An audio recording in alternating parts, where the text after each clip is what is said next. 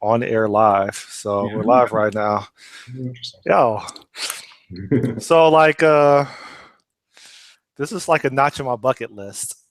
It was I'm not sure if you're familiar with some of these names, but Scott Blashin, Mark Seaman, Jessica Kerr, Mhm. Ted Neward, and you might be the last person that's prominent within the industry that I get to do a Google Hangout with because How come there's so many more people, right? There's a lot of really. well, You got to put them on your list and then schedule them, right? yeah, yeah, it's just I don't But know. thanks, Sometimes what's that? I said thanks. Oh no, thanks. Sometimes I feel like I don't know. I keep making adjustments about what's important to me. So, at first, what was important to me is capturing the minds of modern development and learning from them via a recorded conversation. You Mhm. know what their belief system is in regards to some of the challenges and where we're going, and some approaches that should be considered. And now, I don't know. I think I put a lot of emphasis on too much about my profession and not enough about my obituary, which they're not going to really focus on, how great I did during my 9 to 5. They want to see, what impact I had on humanity, on my family, etc. So Yeah. not saying I'm completely retiring away from software development. It's just I feel like I've kind of traded in a lot for my career, and I know for a fact that I'm missing out on other things that I think at this stage of my life is more important. So.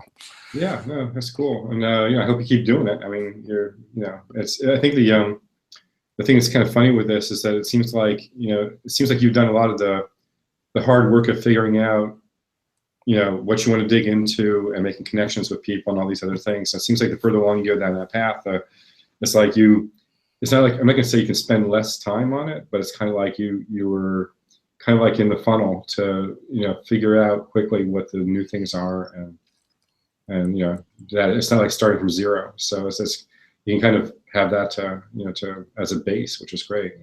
Yeah, yeah. So I don't know if you see the title. I hope I spelled everything right. I'm a terrible No, speller, it's not at but all.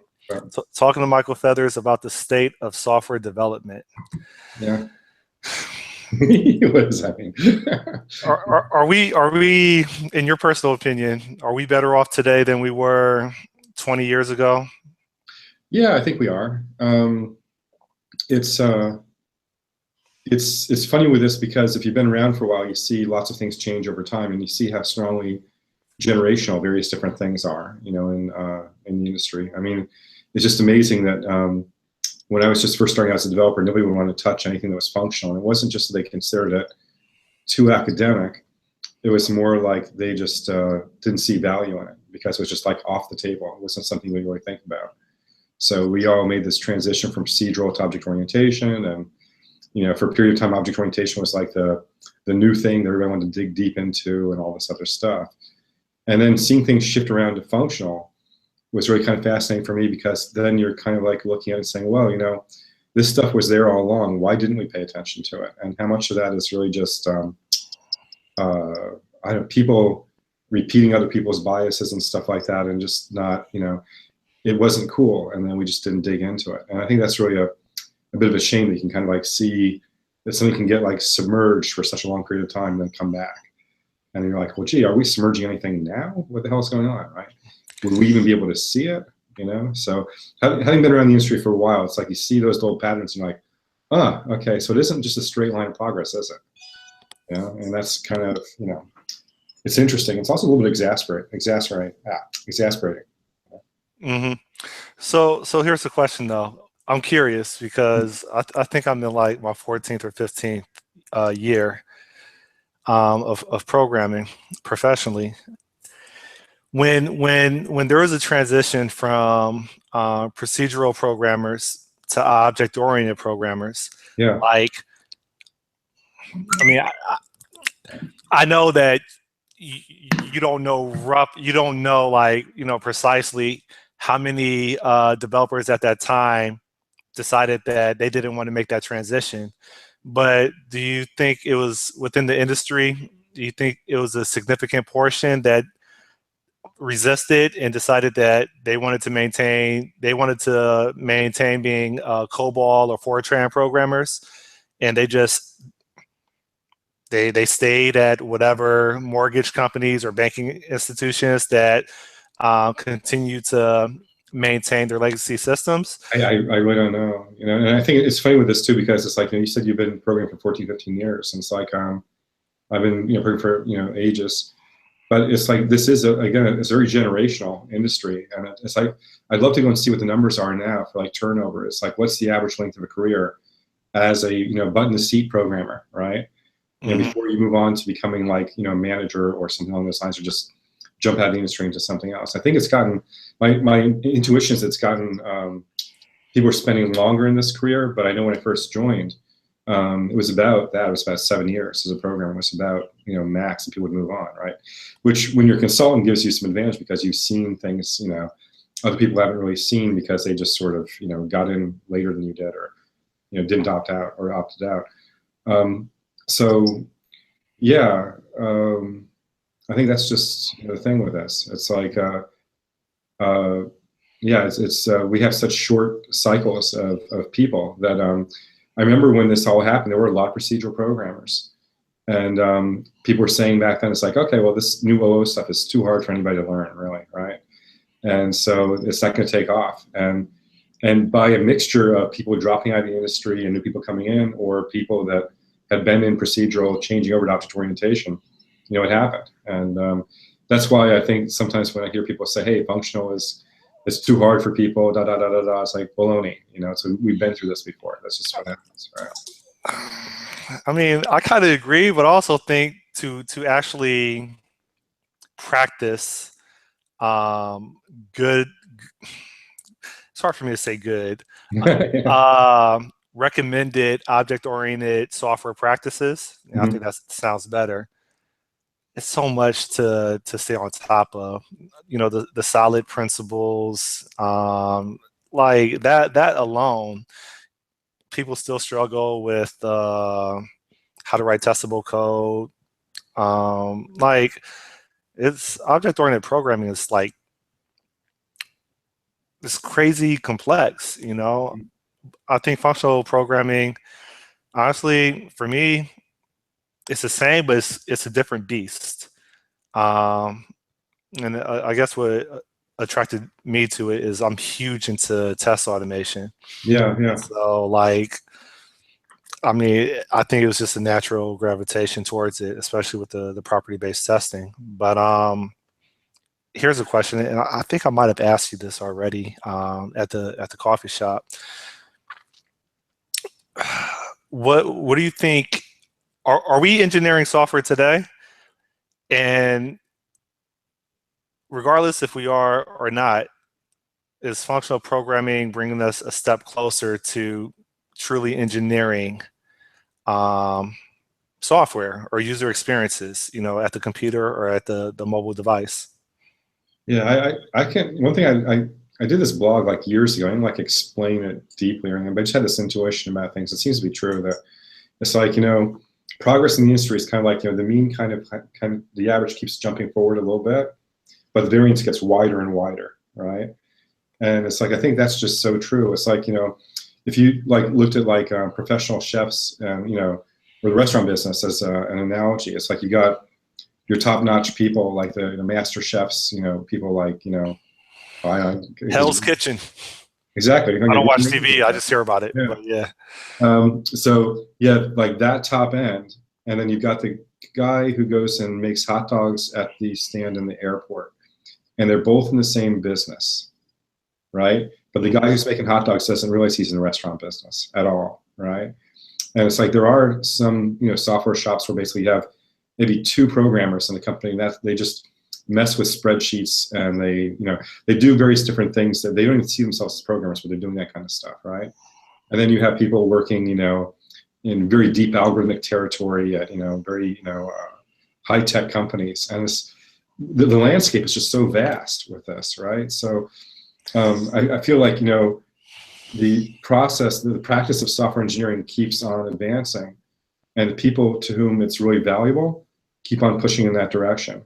but that basically means that the variance gets wider because you can't go less than the hot dog, right? You know, you can't go less than being in a mom and pop shop and not having version control.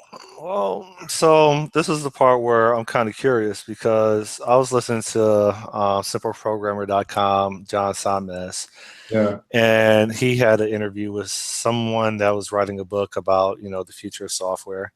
And something interesting that he said, I gotta figure out how to connect this by first saying that who's really pushing the industry forward, right? Because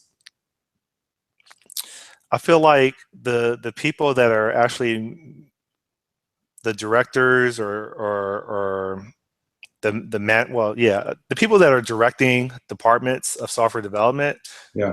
based on my personal experience, and you actually do training at shops, right?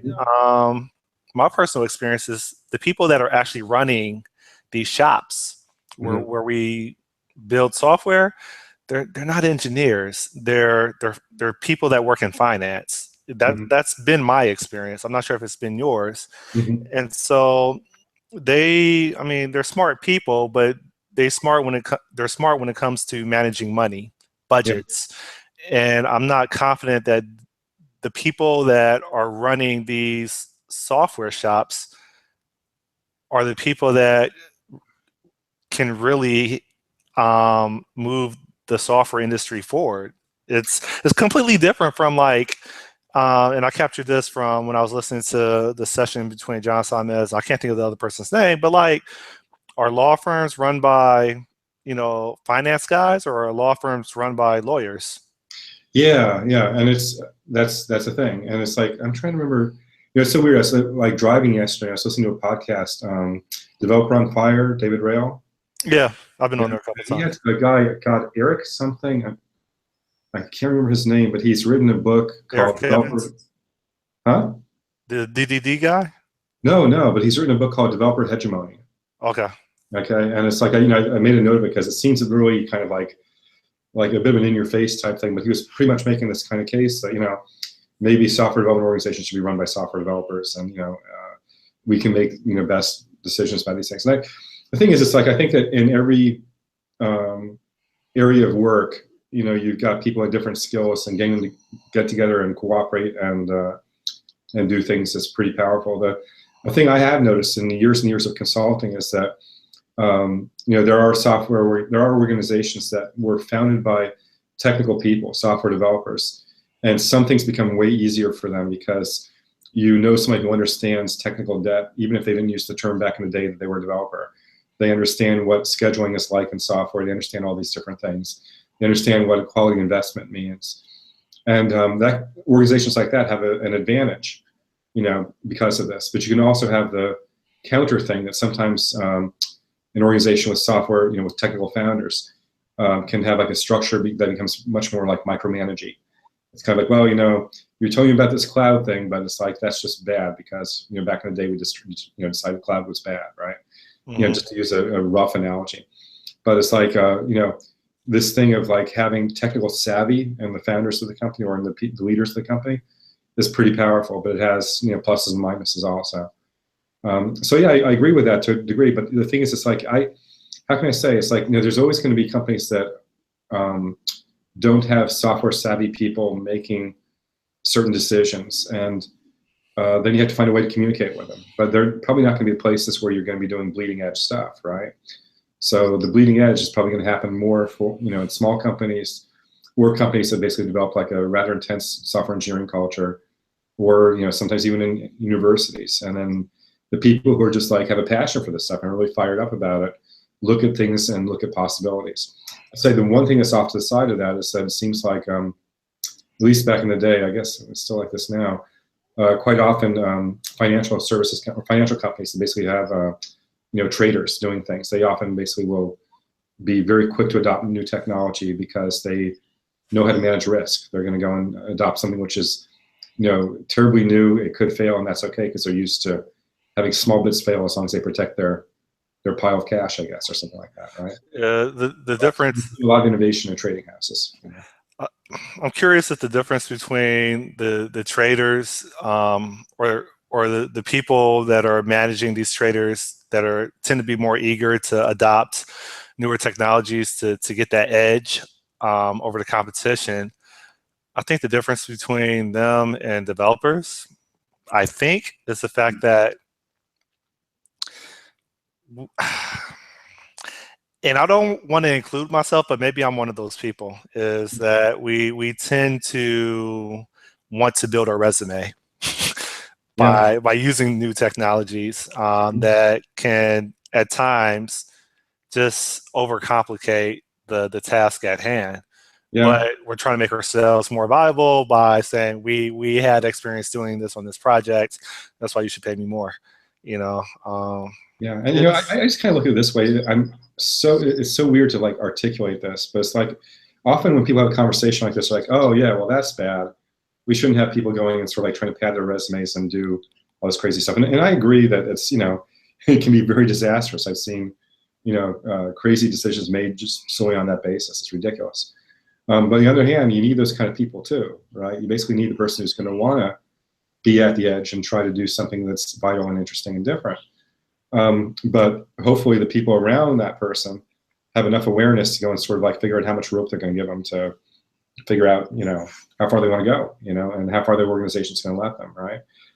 So to me, this is almost like the whole dance of everything is that you're going to have people who are just happy to sort of like do their 9 to 5 and whatever technology you give me. And maybe, you know, I'm kind of interested in software, but not terribly interested. And then you got other people who are like, no, you got to try this thing, you got to try this thing, right? I think there's a place for all those people, you know, and I think that's the wonderful thing is that there really is. You just have to kind of figure out, you know, where you want to be. And if you're someplace you don't want to be, just really hunt around to try to be someplace else, you know? Okay. So now I'm changing the topic, if it's okay with you. Yeah, no problem. Has education changed within software development? I'm not close enough to it, in a way. You don't train developers? I do. But you know, the thing that's funny is that I think, or maybe I should say you don't provide guidance to developers. But what's funny for me is it's hard for me to go and look at somebody and when they're talking to me and I get a sense of what they know, I don't know how much of that came from their like formal education or just what they've picked up in the past couple of years in the industry, right? So I don't know, when you said education, are you talking about like the formal stuff or are you talking about like everything? I was saying, I mean, learning in general. I know education probably sounds formal just by definition, but I was saying, for example, the resurgence, a word, I always hear resurgence. I don't know. For example, all of a sudden now we have all these, what do you call it? Where you don't go the college route or even well, you don't go the university route or so self-educated type thing. What's it called? Code camp? No, what's it called? MOOCs, right? Is it called code camps? No, what's it called? Okay, I know we're both losing it. We're both like not. Okay. Anyway, but open like, you know, educational things. Yeah, we should probably just move on because we're not getting. You know, everybody knows what we're talking about, right? You know, yeah. Well, I was saying that there's people. MOOC or something like that. People are no longer, I won't say no longer, but there's alternatives now where you don't necessarily need an associate's degree to get entry level, nor a bachelor's degree. Yeah. People are going to these, I don't know, I'll just say programming camps for like 4 months or 6 months. I can't think of the actual name of it. Yeah, whatever. Boot camps. There we go. Yeah. All right. And so there's boot camps for individual developers. Right. I'm curious if entire shops are going to also enroll in these boot camps to attempt to stay up to date. If these boot camps are even teaching modern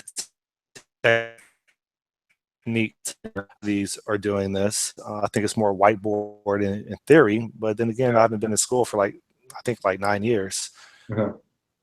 I don't honestly know. I mean, I haven't really been close enough to, I guess when I'm working with people, I hardly ever like dig in and sort of like say, hey, well, where'd you learn that? You know, And yeah, so I haven't really got a good read on that.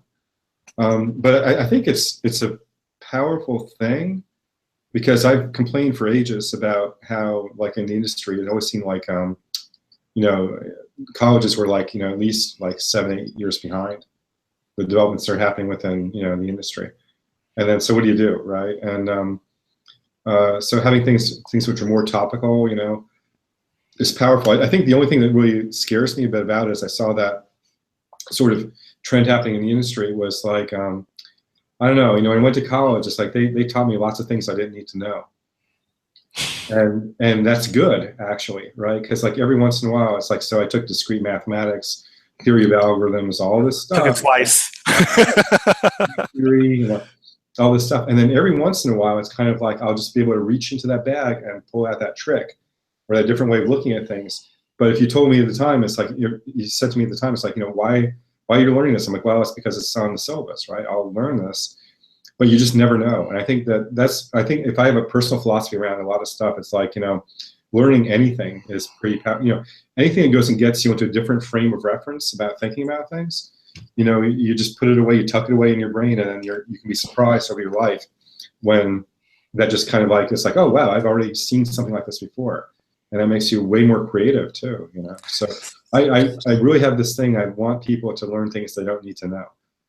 You know, and there's benefit to that. And I think the scary thing with, like, you know, the boot camps is that it's so geared towards, let's make this person a productive programmer. And that's just the first step, you know? Yeah. Something that I wish I had more of, and I think that they should definitely require more credit hours within this arena is human psychology. Like Yeah. within software development, just corporate, like I think you really have to understand people's survival methods. The whatever, for lack of a better term, whatever drives human beings of various personalities. It's something that I wish I had more of, so I could really understand how they tick and how to work with them based on what motivates them. And it's for someone that is, I think I'm severely technical. Yeah. I think I lack some soft skills that I'm trying to build up. But for people that are like just very technical, but they can't really relate to, like, I don't know, emotional intelligence, social intelligence, I think the university should consider again, requiring more credit hours where people can really understand the patterns of human behavior and how to work with people that may resist Yeah. what you think is doing the right thing, but what they see is they're not going to succeed and they're going to be rendered obsolete, and how to manage their fears. So No, I think it's a real thing. And I think it's weird too, because like the change I've seen in the industry over my career, and I guess my background, I guess, is part of it also. It's like, it used to be that programming, or like, say, even like things like electrical engineering and stuff like that, they were safe havens for people who just didn't want to work with people, in a way. You that's know? why I got in it. Yeah, and here, One of the reasons. I was in high school, I thought, hey, I want to be a pharmacist because I don't even have to look people in the eye to fill the prescription. You know, that's what I wanted to do, right? And it's just like, and then I found, wow, here's this thing, I can think logically, I can basically dig into this, somebody can give me a problem, I can work on it, and I can feel great because I'm solving the problem. And it took me a little while digging in to begin to realize, it's like, no, you know, I gotta relate to everybody. I gotta, you know, if I'm not able to do that, I can't sort of like, you know, influence things in such a way that the solution is really effective in the environment and all that other stuff. So yeah, it was a long thing, but I think that the long crawl is really for people like us, I guess, who, you know, sort of like say, just let me have the technology, right? But it's like, the thing is, it's way bigger than that. You know, I think it's weird about it too, because like psychology, I'm not even really sure psychology gives it to us. I keep thinking periodically that so much of like understanding human motivation and behavior, we can get a lot of that from watching drama movies and reading literature, novels, and stuff like that. I mean, Robert Greene's was it 48 Laws of Power? Yeah, That yeah, was my favorite book until I tried to practice it, and people thought I was strange. So yeah. It's like none of that. Everything is a different frame on reality. So it's just like, what kind of things can you read that go and give you a handle on this kind of stuff? And I did, particularly the reason I kind of go back to like dramas and stuff, particularly like old school dramas like 1800s and all that stuff. It's like you see people at conflict in their lives and conflict with other people or their situation, and then you see how they react to it. So let me tell you a weird thing, right? So like on Facebook the other day, it's like I try not to get into politics or anything like that, but you have one of those rambling, crazy political conversations, and somebody going and sort of like nailing in and talking about why people on the other side are hypocrites, right? And they're going through da da da da da da da, and they have all that stuff that they're saying. I'm like, yeah, well, should we even be surprised now that people are hypocritical? I mean, at all in life? I mean, it's kind of like every side. It's kind of like anybody who feels like they're under threat, they're going to go and kind of like nail onto the other side and say, oh, they're doing this one thing, but they actually say the other thing. And it's like, I think that's a deep thing in human psychology, is that we rationalize stuff too. I mean, we kind of like, you ask somebody why they're doing something, and it's like, they'll give you a reason. Doesn't necessarily mean it's the reason that they're doing it. And I think that's like a deep insight into human nature that's kind of scary, but it's real. It seems so real to me. yeah, I agree with you. I was strongly considering talking about a short story in which a religious person called me over the phone and asked me if I would be interested in talking. And I started talking to this person. I started raising, some questions about why I didn't believe in whatever. Yeah. And this person went from like, this is relating to what you were saying. This person went from being very soft-spoken as they greeted me over the phone, because I met this person like when I first moved to Miami like 5 years ago, to like being very confrontational. Yeah. And really like defending her investments in her faith, while I maintain my tone, my poise. And I just thought how interesting how someone that can like call you and come off so nice within the first like 2 minutes can immediately feel threatened. So, no, I do that's not religion. That's a lot of things. That's I've had debates with people that there's something way deep there, and it's like, so I'm just curious about the world, right? And I think that's why I can kind of do okay with doing software. It's just, you learn a lot of stuff. But one of the things over the course of my entire life I've been so fascinated by is that entire thing of us versus them, right? Because you see it all over the place. You see it in religion, you see it in politics, you see it in, people are kind of hanging around together, and suddenly it's like, oh, that person over there, that guy, oh, he, stay away from him. It's like, people divide into different groups and stuff like that. And it's so basic to human behavior. And I think the thing I kind of arrived at with that is kind of like, it's just an extension of our survival stuff, right? It's tribal. It's tribal, but it's like, it's there for a reason. And the reason is because like, if, say somebody came up to me with a knife, I'm going to defend myself without even thinking about it, right? Because existentially, I could die, right? And the same way, if we feel uncertainty about things, then we're kind of like, oh, let me sort of like, let me go and have a group of people around me, right? And it's like, can I trust that other group of people, right? And it's work to go and move past that, but I think the tendency is going to be there for ages. Yeah, I think of I'm gonna try to like make this work. My illustration. I look at sports fans, and I have a Nigerian friend, and he's really into soccer, aka football, for every other country. Yeah. And like we're at the bar, and I can't really get into sports with the exception of violent sports like boxing or wrestling, and also ping pong. Right? I know ping pong's not violent. But for the most part, like I watch these people, and they go like ape, they go gorilla, over like their favorite teams, and I'm like, I don't get it. Like, why do you care so much about other people doing something? Like, why don't you do it? Like, I don't understand why you're like so into these people. Like, why aren't you like doing something similar so you could like cheer for yourself? And one of the people said, well, it's part of human psychology. When you look at these fans, or what I would call fanatics, it's more of like psychology of just being tribal, and you're rooting for someone from not always your city, but some with, and so they immediately like just go full throttle and cheering for them, rooting for them, etc. And yeah, I think like you said, like we pick our camps, and it's our camp against everybody else, and. And it's weird. So there's got some kind of survival value. It's kind of messed up because like I feel like as a kid I kind of saw this, and I felt like it's so weird. It's like, you know, here you're sitting next to somebody who's saying this is the best team in the world, and you know what? The refs are making bad calls against us and all this other stuff and everything like that. And you're like, wow, you know, there's somebody sitting in a room in that other city who feels the same thing about that team. Yeah. Right? It's just where you were born, right? It's like where you know, what team you just sort of like developed affinity for.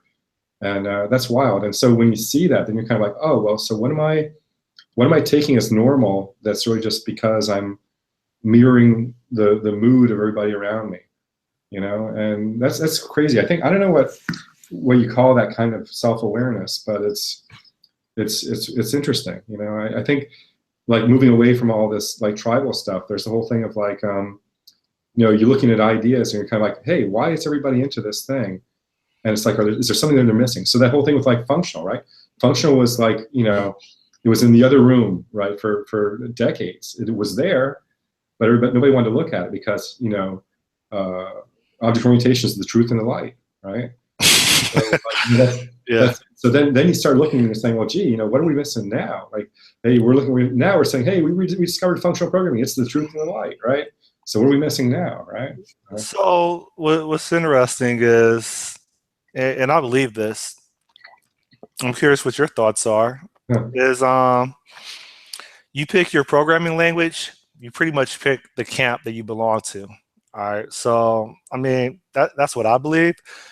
If the camps I belong to is the .NET camp. Right, that's me. That's me. Right. When I decided that I wanted to learn functional programming, well, I'm already in the .NET camp. That's who I'm affiliated with. So I want to pick up F#, and I immediately gravitate towards, you know, the thought leaders. I pay a lot of money to go to London for the conferences, etc.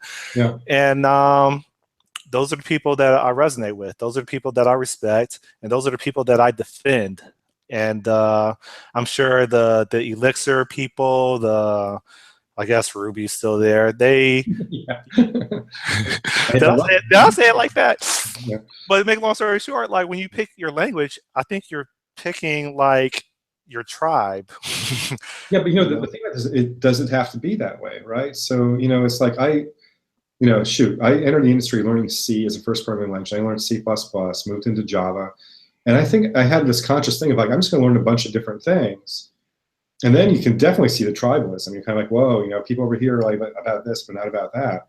But I don't, you know, I don't like being fixed into one particular group. And I think like over my career, like, yeah, I did the legacy Go thing, but I started out like, you know, getting some prominence in the Agile area. And like now I'm like Agile.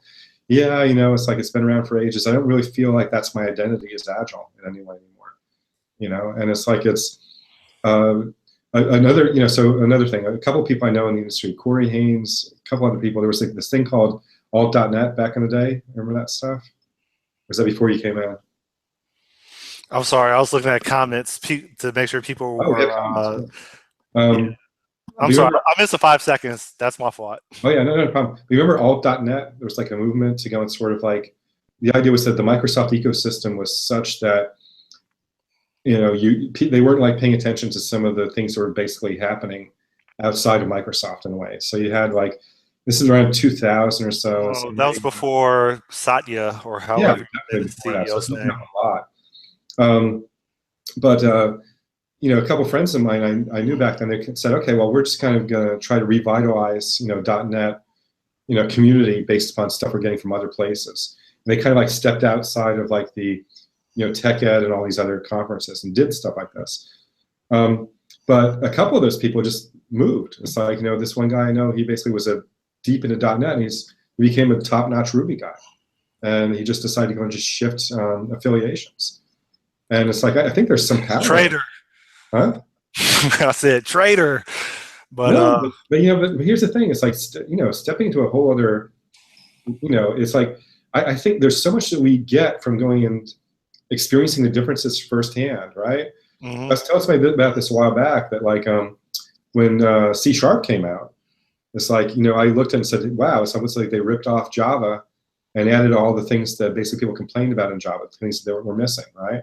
And I thought, this is fascinating. So the thing that's funny is, like, you look at the C# spec from the early days, you look at the Java spec, and then you understand what the differences are they made in design approach. And then see how the languages have evolved over the years. You can learn a lot of stuff by going and taking two things that are really similar and going and figuring out, well, since they're different in this way, how does that lead to different changes over time in design?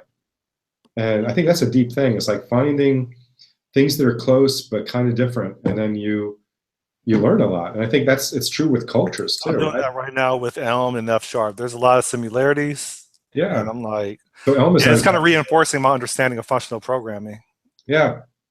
I mean, it's powerful with that. When I first started digging into Haskell, it's like, I thought, this is so frustrating, because I tried to use Haskell as a first functional programming language. And I figured, you know, if I do this, it's like I've got there's no backstop. There's no easy way to go and sort of like mimic, you know, the things you have in a imperative language. So I struggled for quite a while, but I'm like, okay, well, now I'm kind of like burning in a new way of looking at things. So yeah, this leaping out is great. You know?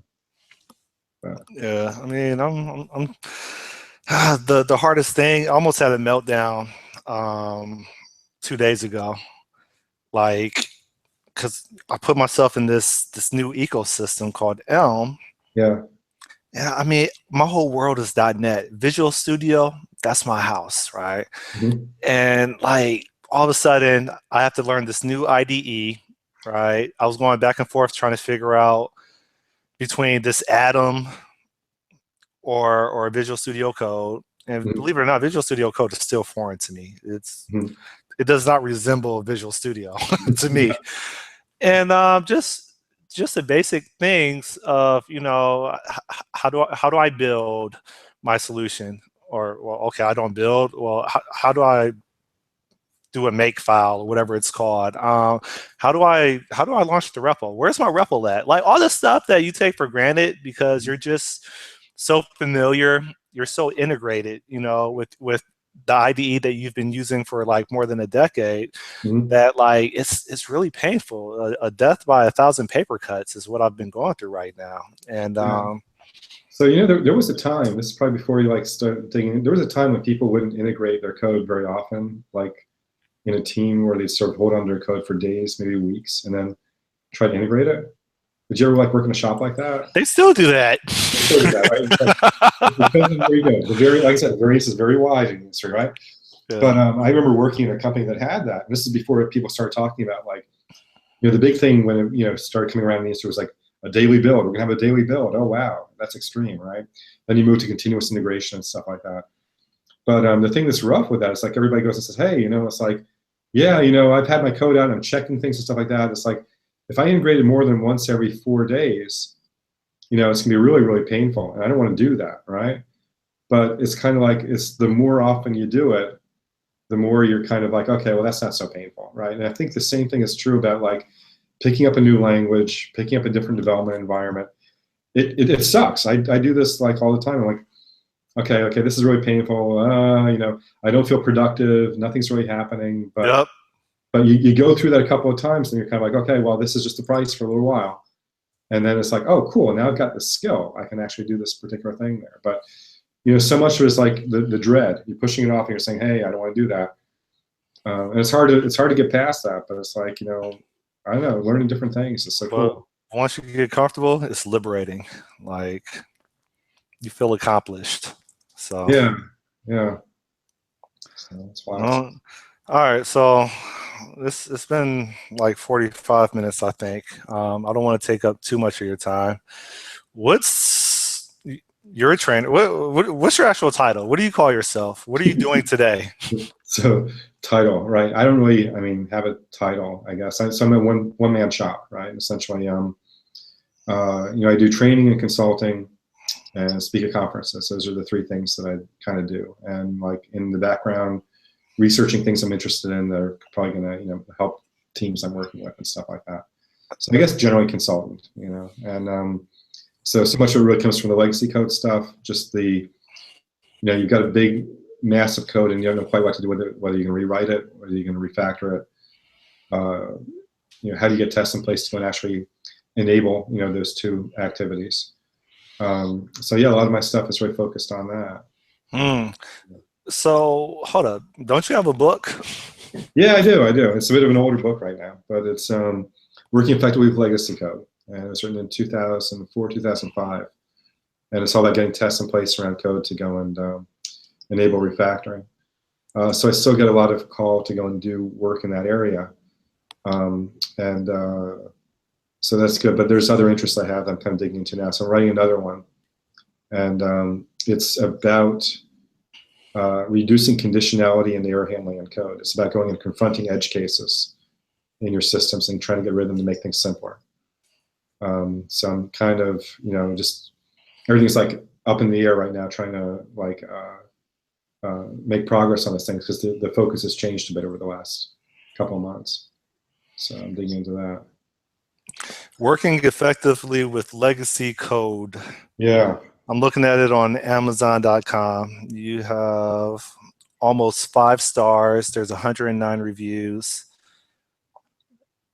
Yeah, so 75% 5 stars and 14% 4 stars.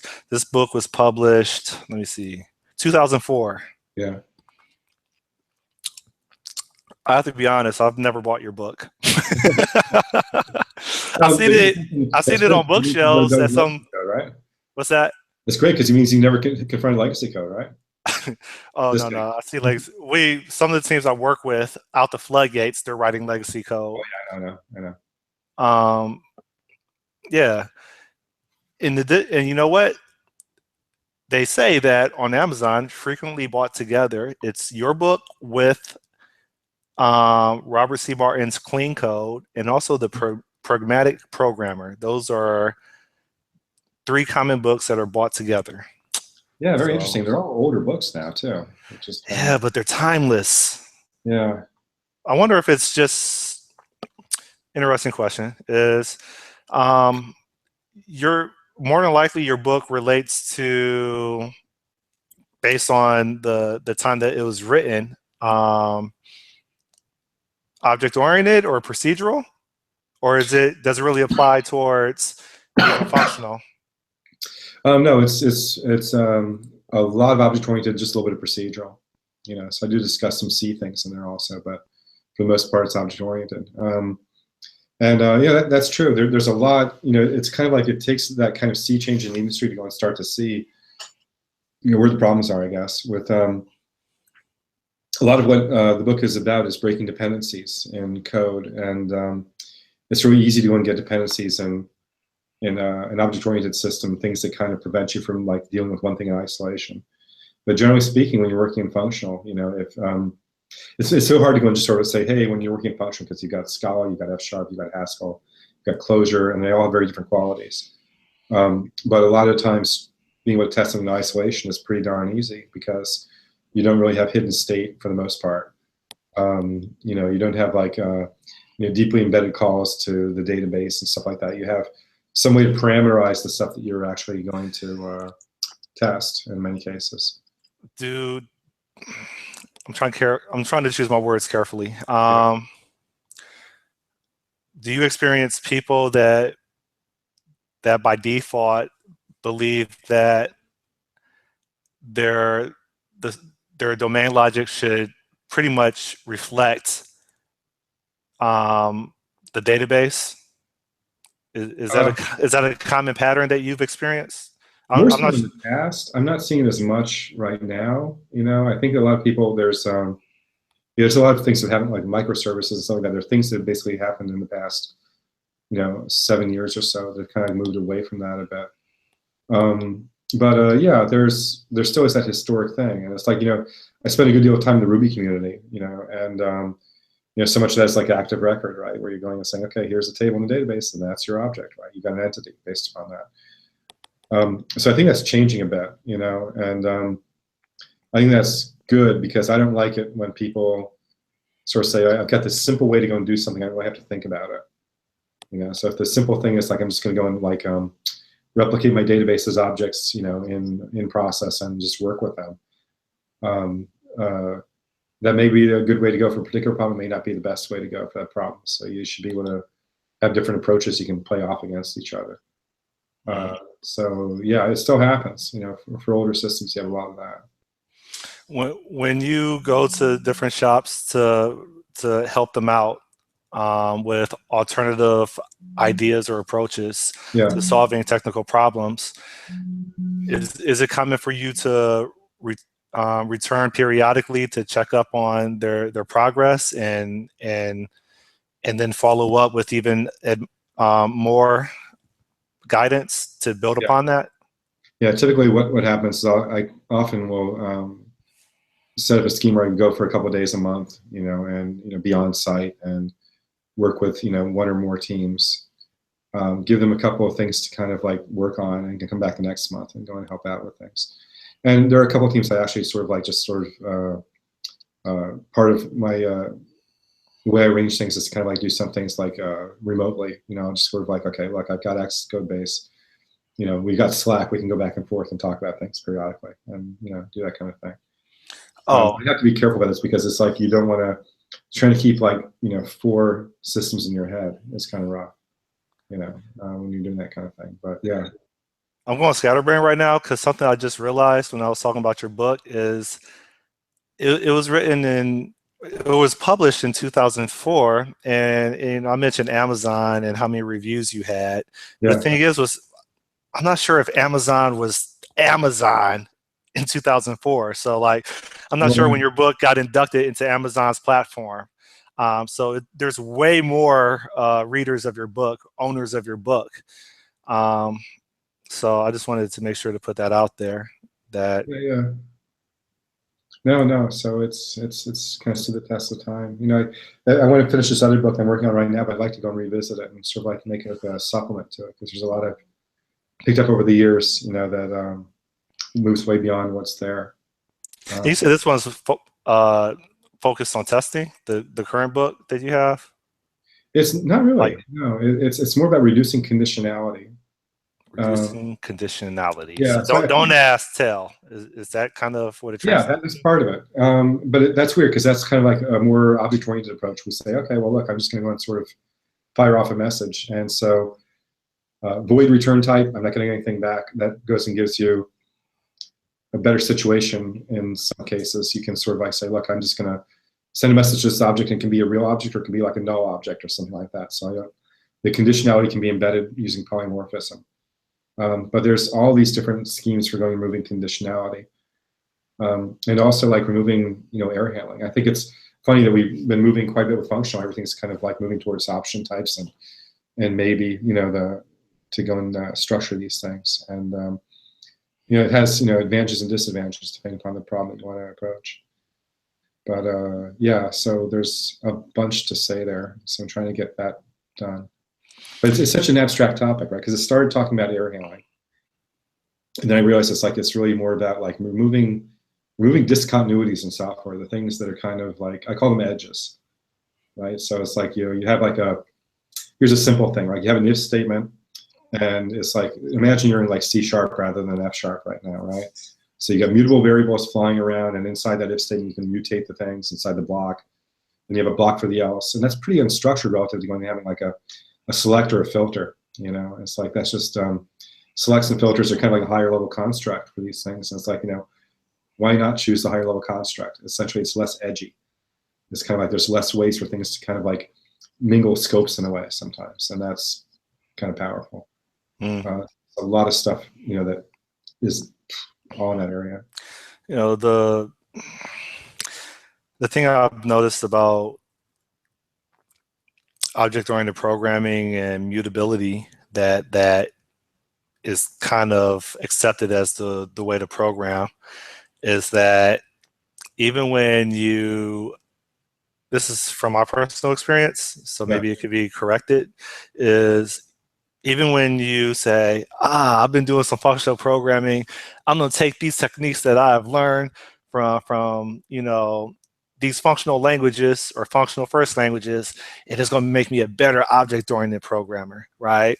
And so you start and you say, look how cool I am, no side effects. My classes are either pure static methods with no properties, or they're just properties with no behavior, right? And they're, you know, either this or that, and watch how they collaborate with each other. Well, I guess if you don't have behavior, you don't really collaborate. Watch how they play nice together. And so, you know, that was me with C#. I'm like, yo, I'm so awesome. You know, feeding my ego. And then I had to start installing packages and play with third-party libraries. And you know what? Those third-party libraries, a good portion of them, they rely on mutability. So when you pass the payload, they want to mutate it. You know, and so that's the part where it's like, damn if you do, damn if you don't. Do this all the time. I've done this across my career a number of times, because it feels like, you know, when you push something, you learn something, right? So, but there's this thing of like trying to go and mimic a paradigm in a language that wasn't built for it, that kind of thing. And I've done that, and it's like, you know, you actually get yourself in some serious trouble with that too. It's like the whole thing about like immutability. It's like in Clojure, you have this thing, the persistent vector, right? And it's like the same data structure is roughly the same. It's like foundational in a lot of functional programming, where you can basically go ahead and sort of like, okay, here's this thing, looks like a list. I can go and put something in the center of it, and I'm not going and copying everything because of the way the data structure is structured, right? So data structures that are tuned for immutability, roughly, right? And you don't have that stuff in traditional languages, right? So it's kind of like if you were to go and say, hey, I want to go and sort of like do this in a totally immutable way, you could end up with something which is terribly inefficient because you don't have the data structures to support it. Writing all these adapters and converters. Yeah. To do the ceremony. At the end of the day, you're still doing ceremony. Yeah, and it's funny about this because part of me feels like, oh, well, that's really inappropriate in production code because it's going to look silly in 5 years, right? And it's also, once people get more understanding. And it's also going to be, you know, it could be problematic, like I said, you know, efficiency and all this other stuff. But on the other hand, I kind of like that some people do that. And I feel like it's just like, because when you push it, you learn something, right? And I think there's value in that. I guess the big thing is like, what's the cost of pushing that in an organization? And then having code that people are going to laugh at in 5 years, right? I mean, that's the thing, which is, you know, kind of funny. But yeah, I think, you know, I think this is so powerful. It's like to basically abuse a tool, right? Basically do something counterintuitive in a particular, right? Right? And this happens even in, like, I'm into music quite a bit. There's like this band in the 80s, and they were using a Japanese like guitar synthesizer. And they had one of the technicians come to their gig, and they said, well, we're having a problem, we're doing this. And the technician says, but you're not supposed to use it that way. And they're like, what do you mean supposed to use it that way, right? Because they found this really cool sound by going and just like doing something really oddball with the guitar synthesizer. And, you know, just kind of floored the technicians from that company. They're like, you know, but you're not supposed to do it that way. And it's like, yeah. Well, okay, right? Yeah, I used to say,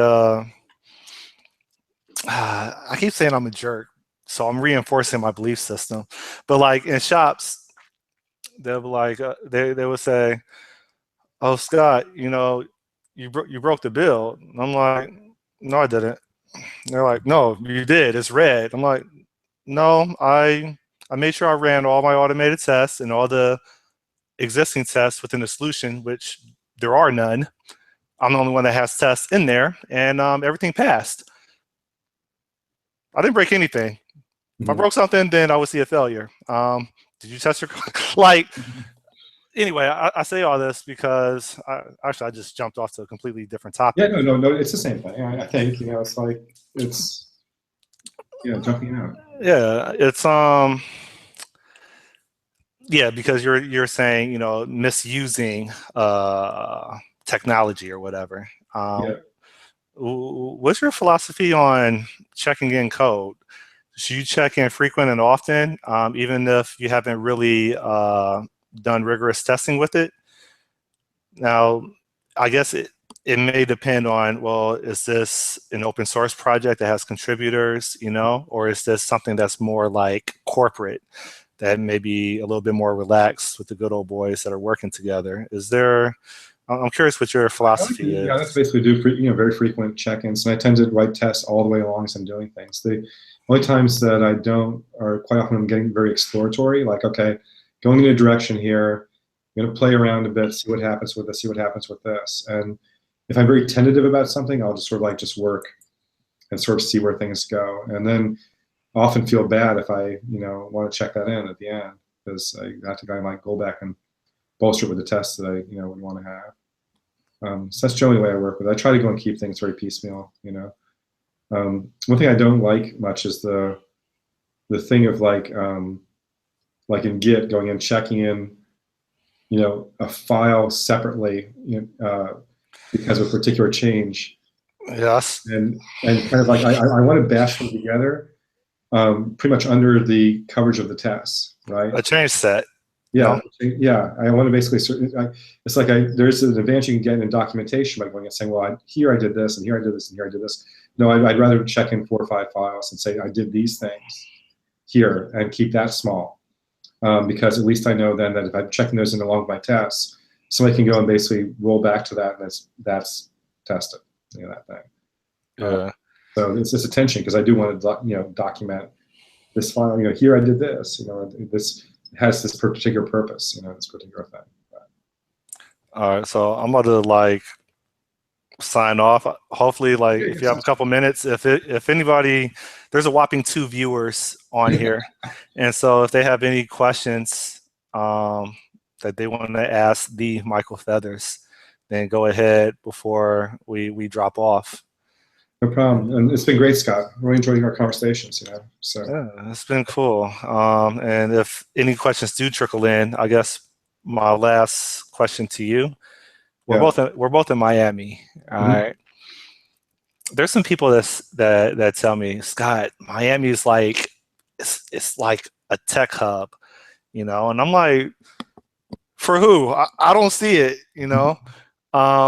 What are your current thoughts on, Miami and it feeding into the tech industry? Is it up and coming? Is it, I mean, we know that, like, in regards to like the development of the city of Miami, especially, I was in the design district last night. Yeah. Like, I mean, I swear they're building all these different buildings and shops, districts for like millionaires. But when it comes to like technology, do you see any trend within South Florida? It's weird to say I'm kind of disconnected from that a bit, because I just I travel so much for my work. I'm just going all over the place and stuff. So yeah, some friends here like you that will keep me up on like what's going on locally, but I don't really do much around it.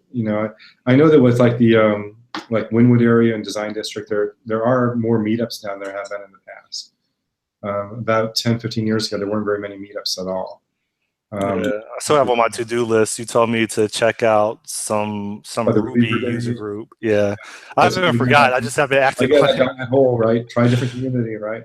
But and I'm just joking. But it's like But I don't know. With Miami, it's kind of funny because it's a great place to live, and Florida State has no income tax, which is great, for a lot of people and stuff. I've got a couple of friends who periodically say, they're up in like Chicago, Boston. They're like, hey, I'd love to move to Miami and start a consultancy and stuff because it's a great place to live. I'm like, yeah, I don't know what the support is for that kind of thing, but it's a weird thing. It's almost like, you don't know what's going to make a place popular, right?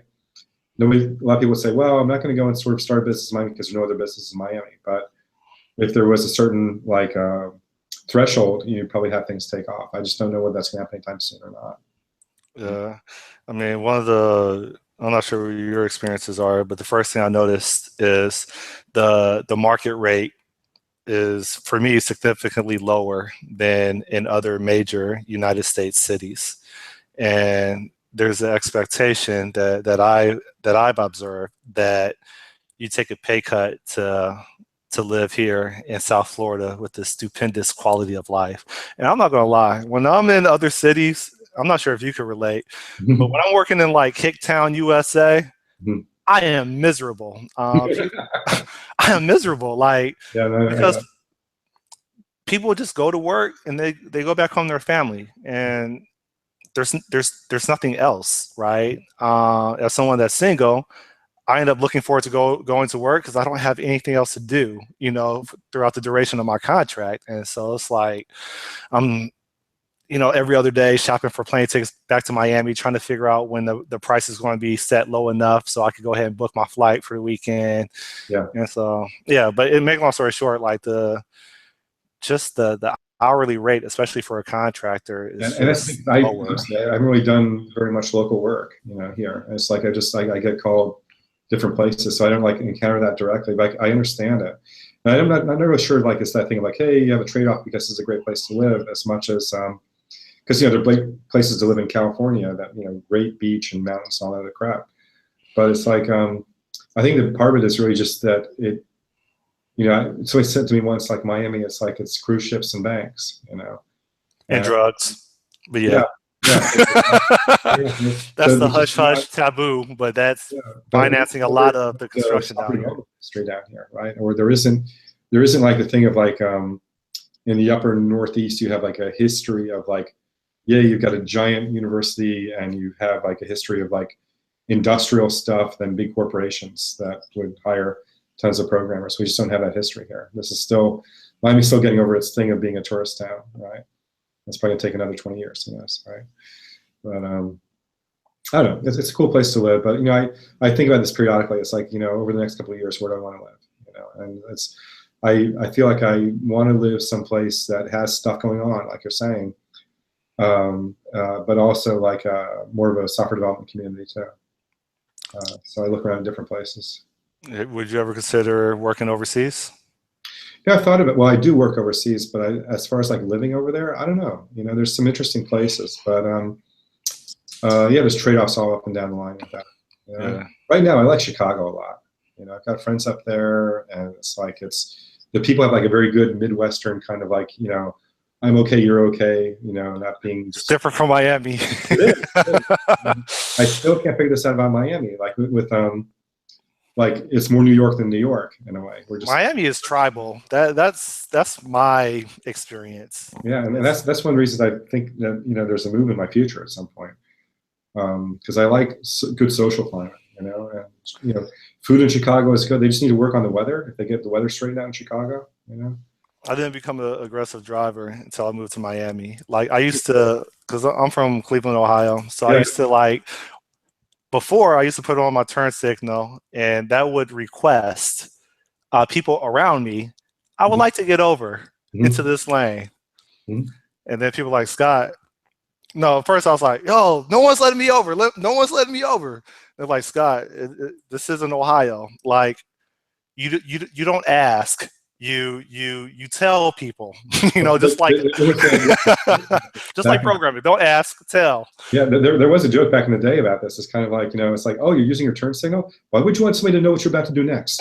They're just gonna block you. That's what's gonna happen. Right? The cops don't even use turn signals. It's crazy. Like, so now it's kind of like I keep seeing more and more signs saying, okay, you know, legally you should when you're on the freeway. Yeah, those signs and signs about don't text and drive.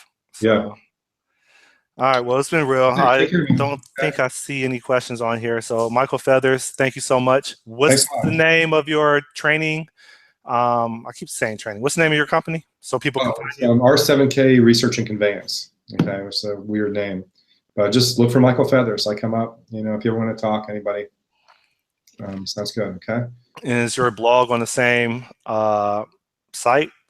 No, but if you just Google for Michael Feathers blog, you'll find I have a blog on something called Silverback. It's SILVRBACK. So it's michaelfeathers.silverback.com. Like I said, it's kind of difficult to go and find. But the best way to get in touch with me really is Twitter. You know, so mfeathers on Twitter, and I'll make random observations about just about everything, but also software. So. And the author of Working Effectively with Legacy Code, and another book coming out soon, which is there a certain date that you would be happy with? There's not rework I need to do. So.